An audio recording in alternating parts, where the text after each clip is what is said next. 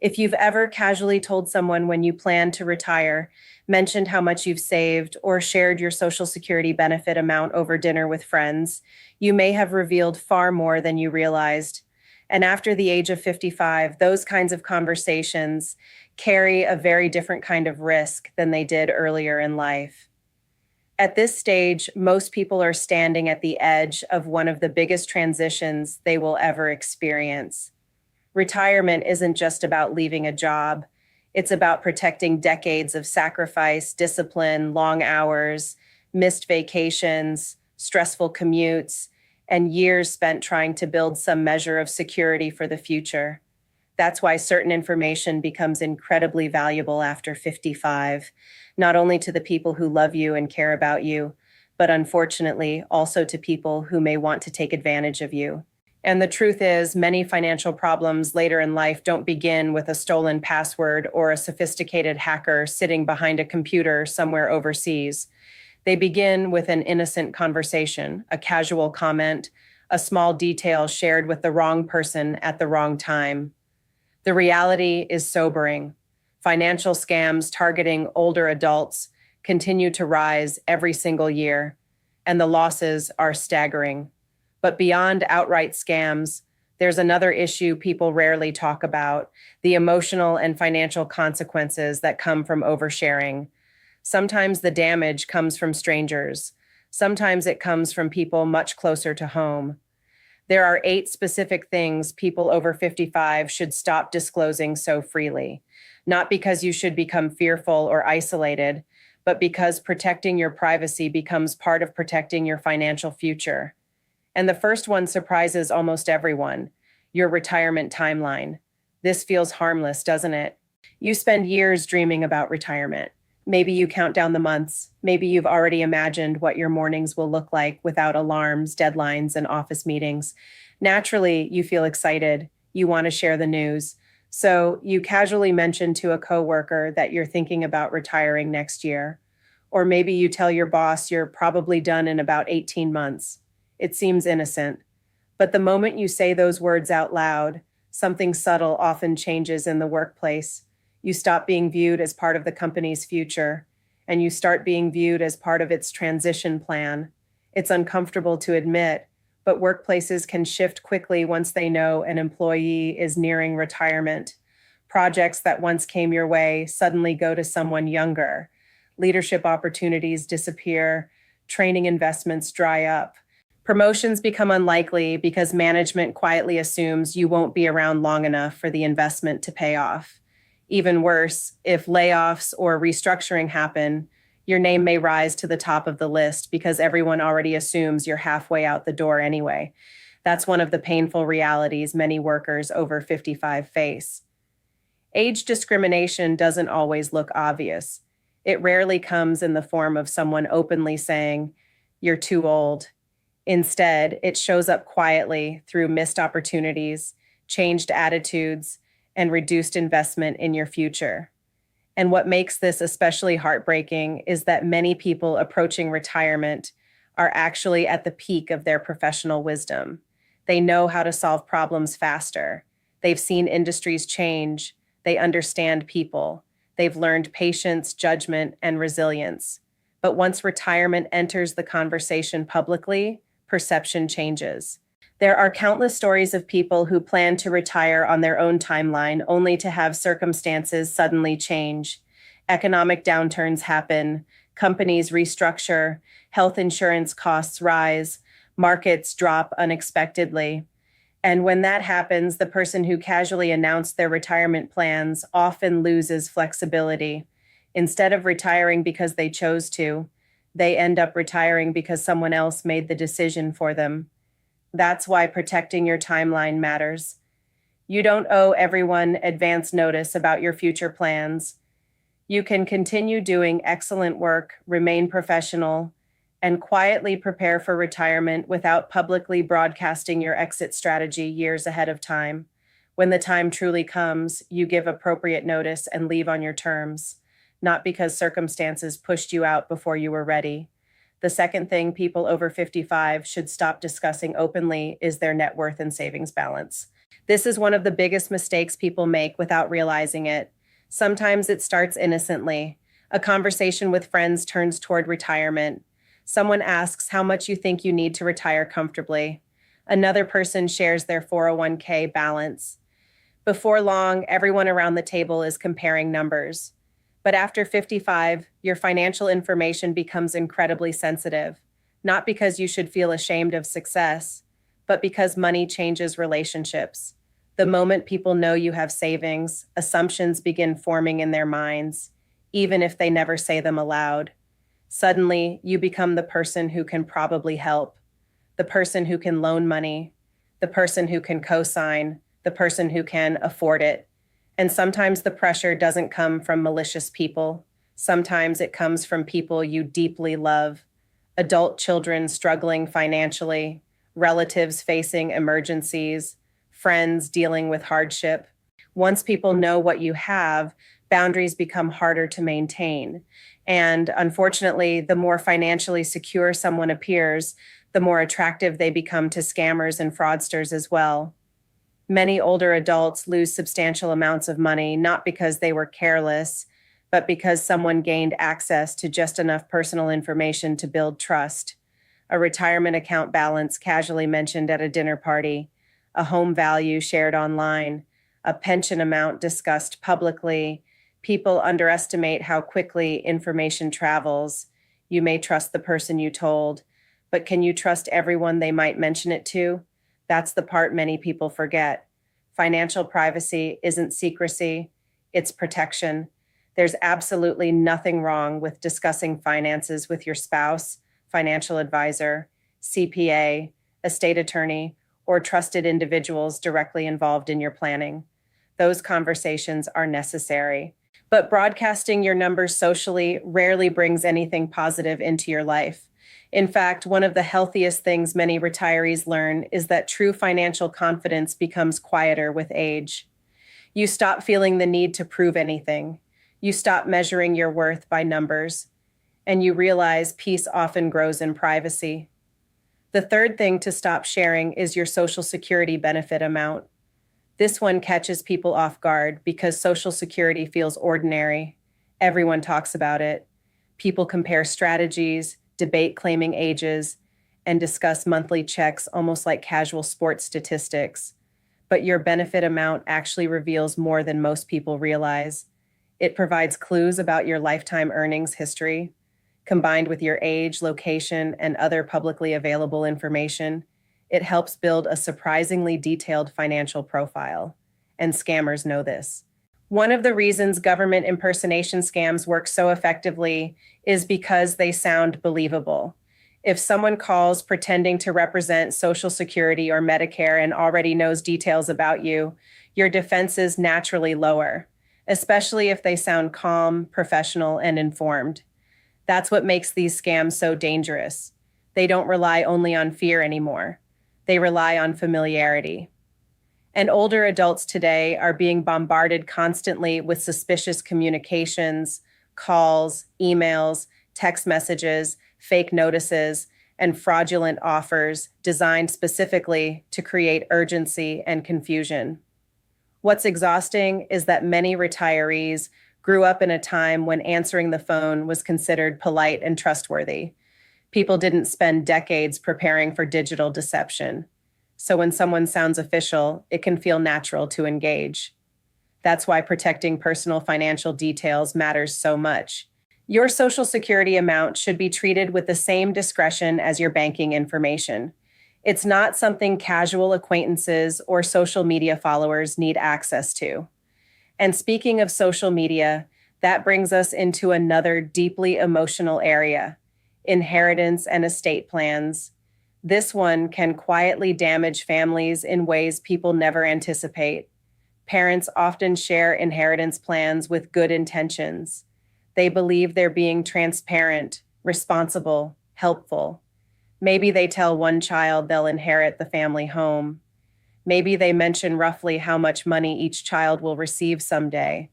But once expectations form, family dynamics begin shifting immediately. Adult children may unconsciously start planning their futures around money that doesn't yet exist in their lives, and that can create resentment, entitlement, disappointment, and tension long before anything actually happens. Life is unpredictable.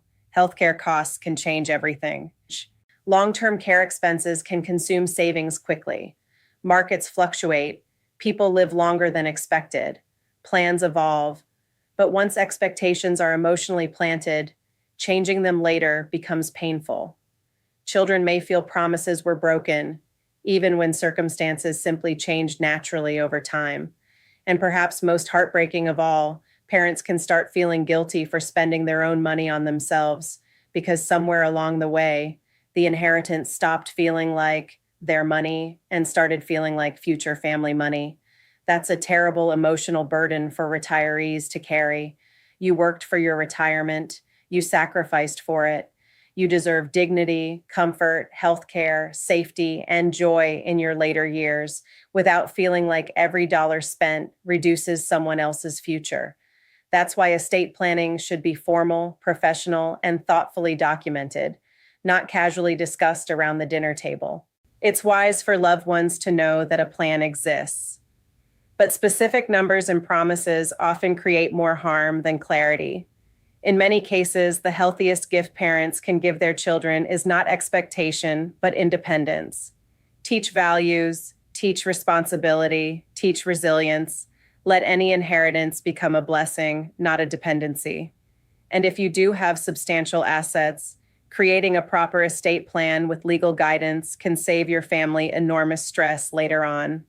Because nothing fractures grieving families faster than confusion, assumptions, and verbal promises that were never formally documented. The fifth thing people over 55 should stop sharing is passwords and account access. This issue has become incredibly common as parents age. Many older adults share passwords with adult children just in case something happens. The intention is loving and practical, but from a security standpoint, it creates enormous vulnerability. Once passwords are shared, protections disappear. There's no oversight, no accountability, no clear separation between authorized access and misuse. And unfortunately, even good people can make poor decisions under financial stress. In addition, many people reuse the same password across multiple accounts. That means one compromised password can suddenly expose email accounts, investment accounts, banking systems, healthcare portals, and private records all at once. Modern identity theft is rarely dramatic at first. It often begins quietly. A small login, a minor transfer, a strange email. Then suddenly the damage snowballs. The safer approach is preparation without exposure. Today, there are password managers specifically designed for families and emergency access situations. These systems allow trusted individuals to gain access only under predefined circumstances, often with layered security and notifications built in. Even more important, legal documents like durable powers of attorney can provide proper authority when needed without requiring retirees to hand over sensitive login credentials prematurely. That distinction matters, because giving someone legal authority under controlled conditions is very different from casually texting them your banking password. And that leads directly into the sixth thing people over 55 should stop discussing openly: power of attorney arrangements. Most people understand that choosing a power of attorney is important, but fewer people understand that publicly discussing those details can create problems of its own. Once family members know who holds power of attorney and understand what authority they have, family tensions can escalate quickly. One sibling may begin questioning every financial decision. Another may feel excluded. Old rivalries can resurface in ways nobody expected. And the person chosen to carry the responsibility can suddenly feel trapped between honoring a parent's wishes and managing pressure from everyone else. It's emotionally exhausting. The difficult part is that many aging parents assume their children will naturally work together peacefully when health issues arise.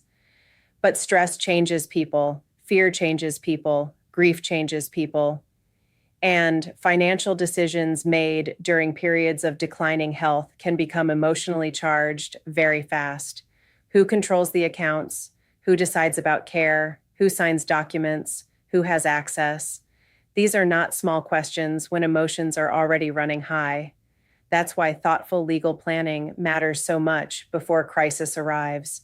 A properly drafted power of attorney document can establish clear boundaries, clear activation terms, and clear authority. For many families, using what's called a springing power of attorney adds another layer of protection. Instead of becoming active immediately, it only activates after a physician certifies that assistance is necessary. That structure protects independence while also preparing for emergencies. But once those arrangements are made, there's no need to publicly circulate every detail. Your attorney needs to know, the designated person needs to know, and beyond that, privacy often preserves peace. Not every legal decision needs to become a family-wide discussion. The seventh thing people over 55 should stop oversharing is their health conditions.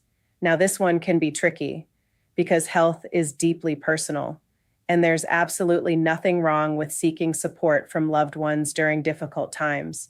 But many people underestimate how quickly health information can change how others view them, especially in the workplace. If you plan to continue working into your 60s or beyond, publicly disclosing certain health concerns can unintentionally alter professional perceptions. Even subtle doubts can affect opportunities. People may quietly begin questioning your energy level, reliability, or long-term capability, even if your actual performance hasn't changed at all. That's unfair, but it happens. Workplaces often reward confidence, stability, and perceived resilience. And unfortunately, once concerns about health enter the conversation, some employers begin making assumptions they never would have made otherwise. This doesn't mean you should hide medical realities from people who genuinely need to know. Your spouse should know, your doctors should know, close family members involved in caregiving should know, but broad workplace disclosure often creates more complications than protection unless accommodations are genuinely necessary. And outside of work, health disclosures can also make older adults targets for another growing problem, healthcare-related fraud. Scammers today are astonishingly sophisticated. Some pretend to represent Medicare. Others pose as healthcare coordinators, insurance specialists, or medical billing representatives. They sound informed, professional, helpful, and if they already know details about your condition, they can become frighteningly convincing. That's why protecting medical privacy matters just as much as protecting financial privacy. You don't owe the world a detailed explanation of every diagnosis, medication, procedure, or health concern. Privacy is not dishonesty. Privacy is wisdom. And finally, we come to the eighth and perhaps most important thing retirees should stop broadcasting: the big money window. This is the financial transition period surrounding retirement itself, and it's one of the most vulnerable times in a person's entire financial life. Think about what often happens during retirement. Large 401k rollovers, pension payouts, severance packages, stock sales, IRA transfers, home downsizing proceeds. Suddenly, people who spent decades steadily saving now find themselves managing large sums of liquid money all at once. And unfortunately, scammers know exactly when this window tends to occur. That's why public retirement announcements can create unexpected risk. A celebratory social media post saying, "Officially retired today," may feel joyful and harmless. But to the wrong person, it signals something very different. It signals access, opportunity, a recent financial transition, potential uncertainty, large account movements. Many retirees underestimate how visible their lives have become online. Every retirement celebration, travel update, relocation post, or investment discussion creates pieces of a puzzle. Individually, those pieces may seem harmless. Together, they can paint a surprisingly complete financial picture. Someone sees you retired. Someone else hears you rolled over a retirement account. Another person knows you recently sold a home.